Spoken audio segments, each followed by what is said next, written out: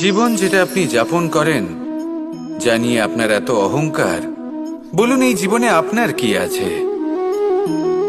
আপনাকে জন্ম দিয়েছেন আপনার মাতা, তারপর আপনাকে হাঁটতে শিখিয়েছেন, কথা বলতে শিখিয়েছেন, ভাষা শিখিয়েছেন, আরো অনেক কিছুই শিখিয়েছেন আপনার গুরু বা আপনার মাতা পিতা অথবা এই সংসার।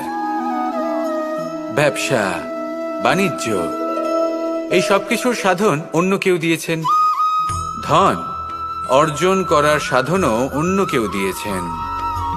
ধনও অন্য কারোর থেকেই লাভ করা হয়েছে।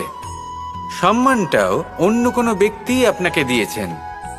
জন্মের পর প্রথম স্নানও অন্য কারোর হাতে করতে হয়েছে। মৃত্যুর পরেও অন্তিম স্নানটাও অন্য কেউ করাবে। তাহলে এই সংসারে আপনার নিজের কি আছে? জীবন। শুধু এটাই আছে যেটা আপনার নিজের। আর এই জীবনকে উচিতভাবে যাপন করুন, পূর্ণরূপে তার সদ্ব্যবহার করুন, আর শ্রেষ্ঠ থেকে শ্রেষ্ঠ কর্ম করুন। যদি সময় এলে পরে অন্য কেউ আপনাকে কিছু দেয় আপনার যেটার প্রয়োজন ছিল, তাহলে সময় এলে আপনাকেও অন্যদের সব কিছুই দেওয়া উচিত। এই জীবনে যা কিছুই লাভ করেছেন তা উচিতভাবে ভালোবেসে উপভোগ করতে শিখুন, সবার মধ্যে ভাগ করে দিতে শিখুন। সংসারে এমন অনেক ব্যক্তি আছেন যারা নিজেদের প্রসন্নতার জন্য স্বার্থপরতার সীমা পার করে যেতে পারেন। নিজে সুখ লাভ করার জন্য অন্যকে দুঃখ দিতে পারেন। ওনাদের কারোর প্রতি কোনো টান নেই, না সমাজের প্রতি, না আপনজনদের প্রতি, না ঈশ্বরের প্রতি।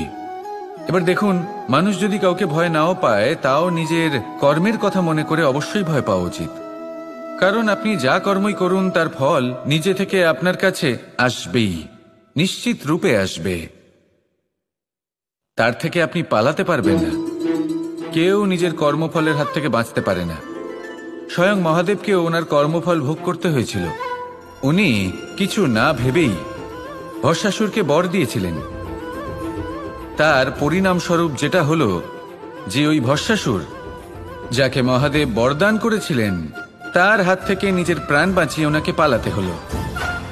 এই সংসারে এমন কেউ নেই যে নিজের কর্মফলের হাত থেকে বাঁচতে পারে। সবসময় এটা ভেবে দেখুন যে কর্মটা আপনি করছেন সেটা শ্রেষ্ঠ কি না। এমন কর্ম করুন যেটা আপনাকে জীবনে এগিয়ে নিয়ে যাবে। নিজেকে সৎ পথে রাখুন, কিন্তু এটাও সুনিশ্চিত করুন যে জীবনে যে কর্ম আপনি করছেন তাতে অন্য ব্যক্তির উপর কি প্রভাব পড়ছে, তাতে উনি দুঃখ পাচ্ছেন না তো। যদি আপনি যা করছেন তাতে সবার মঙ্গল হয়ে থাকে,